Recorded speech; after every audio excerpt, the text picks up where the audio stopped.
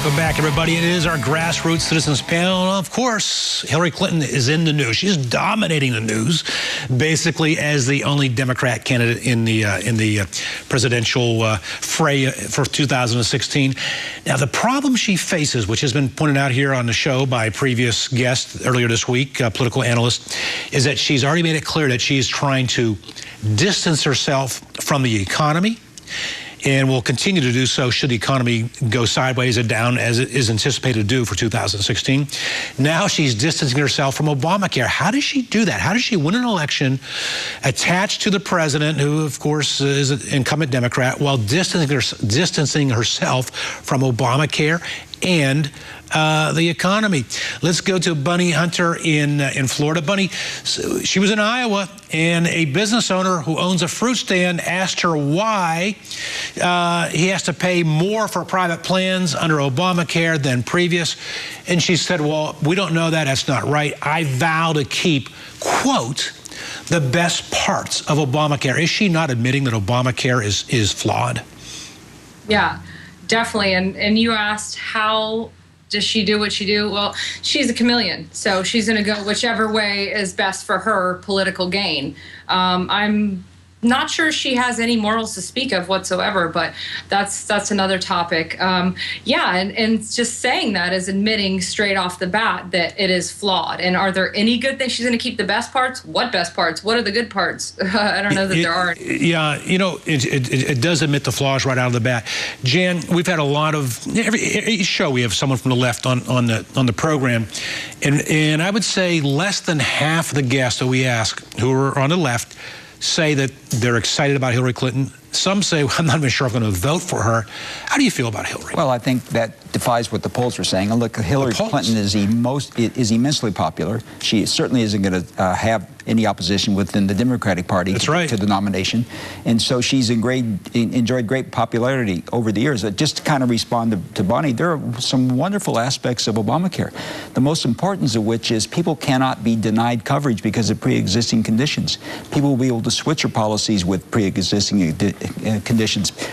Parents will be able to keep their children who live in their residences until they're 25 on their policies. There's wonderful aspects of Obamacare. It's not perfect. It's certainly better than the other system. And if there are some imperfections, and Obama has recognized that himself, they're going to be corrected. And Hillary is only saying what President Obama has said. If we have to fine-tune it, we'll fine-tune it. Medicare was fine-tuned. Why is it a good thing for someone to stay on their plan to 25, 26? Well, because, you know, lots of times people say, for example, students are in graduate school, or they're unemployed, or they're underemployed, or they're not employable, and they're living with their parents. Lots of people live with their parents up to the 20s or even 30s today. So they ought to be able to, at least living within the household. Jan Ronas, I'll agree with this point. This is the highest number in recent American history where young people age 30 are living at home with mom and dad because of the economy, not because of Obamacare.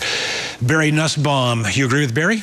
I mean, you agree with Jan Ronas? I agree that health care is a good thing. I think that the part that we're sort of talking around here, Rick, is Hillary is going to run from Obama's policies on foreign policy, domestic policy, and economic policy wherever she can, because the Obama numbers are so low and he's such a divisive influence within the electorate today. I think it's a very safe thing for her to say, Rick. Healthcare is a good thing, like Jan says, and we'll keep the good stuff. By the way, that's the exact same thing the Republicans are saying. We'll keep the good stuff and we'll rewrite it. Before we move on, I have to come back to a point you made, Jan, saying that the poll numbers show that Hillary's popular with voters.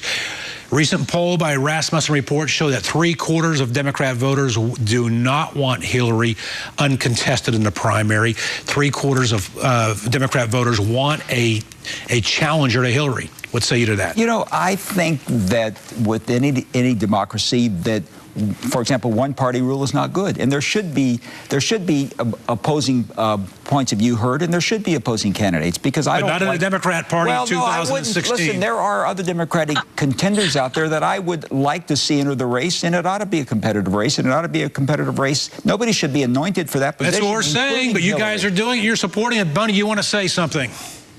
Yeah, I totally agree with you, Rick. Couldn't agree more. You said it all. All right. Next topic, a little bit lighthearted.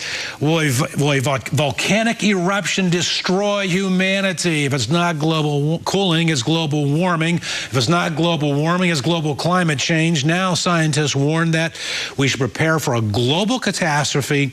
A volcanic eruption, according to the European Science Foundation, could destroy humanity. You worried? I'm about as worried about a volcano as I am as the sun's going to burn out or we're going to get hit by a meteor. That's so far off my radar screen, I don't even talk about it. Jan, is this a reason to penalize U.S. industry? I think texting and driving will destroy humanity before a volcano. What do you think there, Bunny? You worried? Yeah, it's not even on my radar. I'm more worried about Hillary right now. I agree. Now, here's the next topic. Came out today. Researchers are saying that that someone living today has the likelihood to live to the age of 1,000. A researcher said that he is not stopping the aging process. He's not found the fountain of youth. Barry says that he has found how to slow down the illness of aging, using his words, not mine. What do you say? Do you want to live to be age 1,000? I don't know about 1,000, but I could stand for another 50 years. You know, I don't think I've ever met an old, wise person that didn't wish for another decade. So sign me up, put me on the list. I'll be on your show till I'm 150. Is it going to happen, Jan Ronas? Well, if it does, I hope it doesn't include your kids staying in your home till they're 800. Till they're 800. So it's going to have to readjust something, right? Bunny, what do you suppose? Is someone living today that will see age 1,000? I don't know. It's unlikely, but in my eyes, the type of people this world's pumping out right now, I don't want to see these people to live on that long. As you said, Barry, that you've never met anyone who said, I wish there were more time. It reminds me of a story. I was in Mass a few Sundays ago, and the Catholic priest said he's 85 years old. His mother lived to be 86, and he said that her final breaths in French were, "It all went so fast." Wow. All right. I want to thank our panel, criminal defense attorney Jan Ronas, the founder and president of the Israel Group, Barry Nussbaum, and weapons expert, Second Amendment advocate, Bunny Hunter, and former winner of the Viewer of the Week contest. Thank you each for being part of the panel. Great to be here. And I want to thank you, our viewers, for watching. We're back at you again tomorrow night, same time, 10 o'clock Eastern, 7 o'clock Pacific, from the edge of America. I'm Rick Amato.